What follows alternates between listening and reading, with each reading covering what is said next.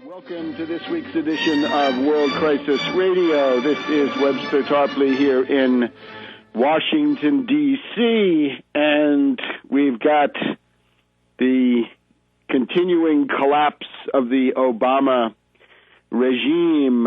We're told by Congressman Peter DeFazio, one of the best people in Congress these days, I guess you could say the best of a bad lot.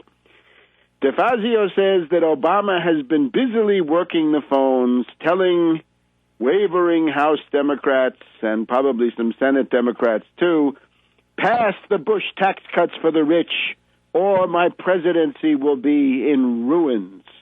This encapsulates the drama, the pathos of the Obama fakery, which has dominated now for the last 3 years. Brought to you courtesy of those left liberals who are now squealing. They were the shock troops, and he's going to need them again, so let's see how he tries to get them.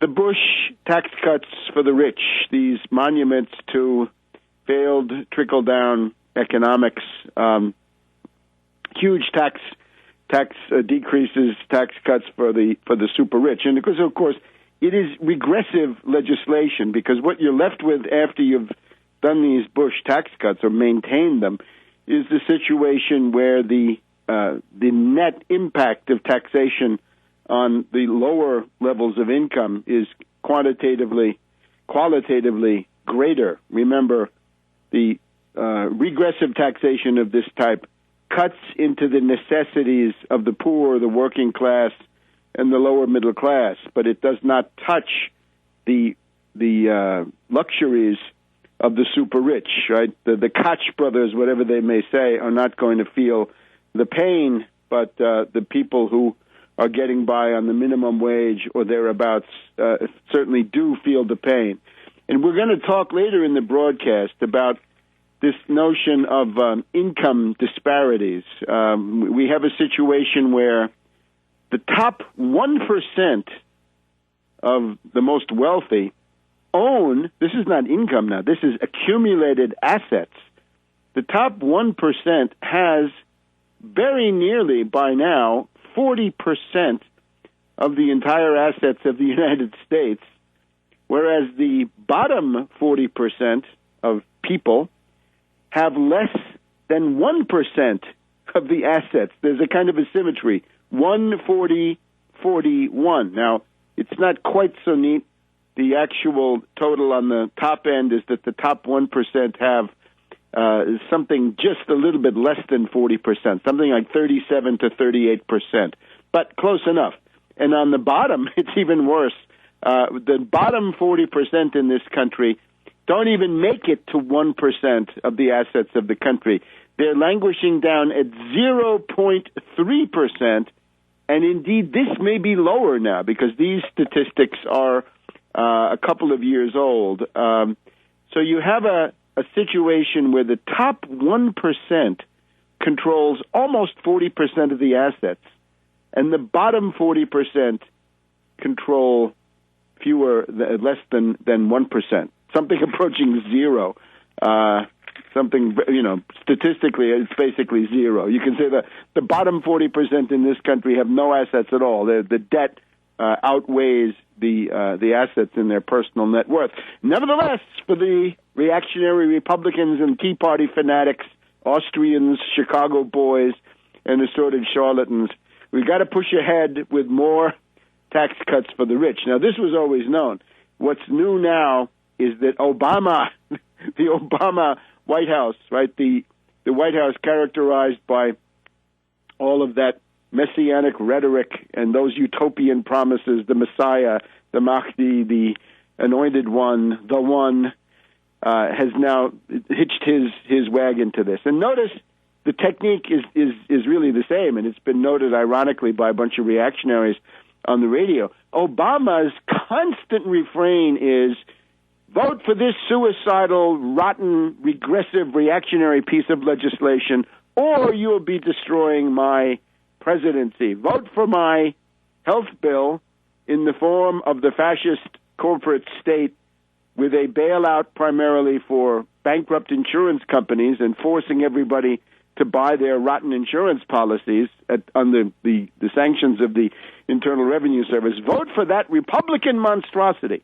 because it turns out to have been, of course, a Republican bill.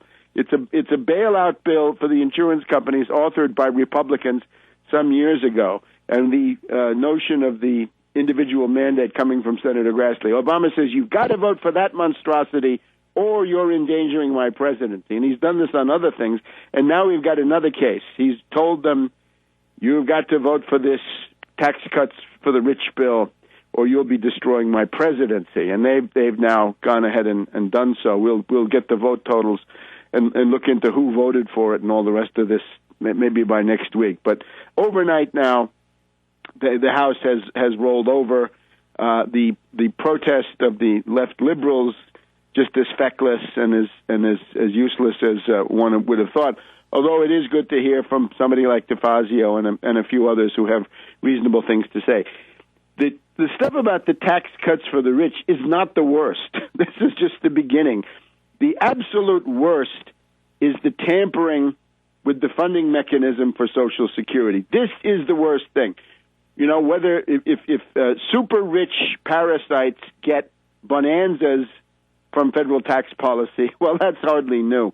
That's been going on now for decades. But now, for the first time in a very, very long time, there is now tampering with the mechanism that funds Social Security. Right now, you can say Roosevelt showed, I think, a degree of wisdom in saying we want to have a dedicated funding source for Social Security, so we take it off the budget. We separate Social Security and the old age pension system and the disability pension system. Separate that from the vicissitudes of the General Revenue Fund, right? Get a firewall in there.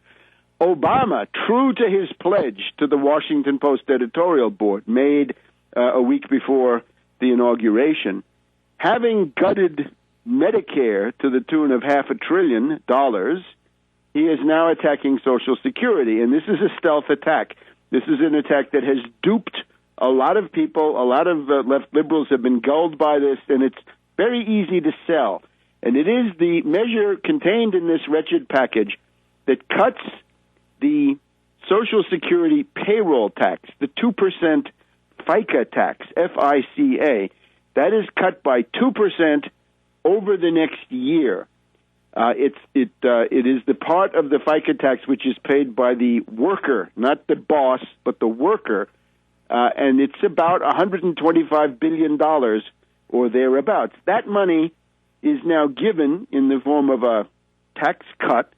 It's going to be $20 to $40 a week for most people, $50 a week, and this only impacts the people who have jobs and who therefore pay this. And it'll be interesting to see whether the self-employment tax is also included, because that is really part of the same mechanism. But the idea with this is now you've subtracted $125 billion from the Social Security Trust Fund for the purpose of what? For the purpose, really, of short-term support for Obama's demagogic, bankrupt political position. In other words, Obama's saying, I'm more than willing to loot and weaken Social Security as a price for shoring up my short-term demagogic success. And he calls people up and saying, if you don't consent to tampering with the funding mechanism, then you're destroying my presidency. Now, let's look into this. They claim that the money that is not going to come into Social Security because of what Obama's just done will be drawn from the General Revenue Fund, and they claim it's only for 1 year. What Obama has actually done is to bring closer the moment where a successful reactionary attack on Social Security can be carried out with the Tea Party fanatics in the front lines as cannon fodder. We'll be back in a minute.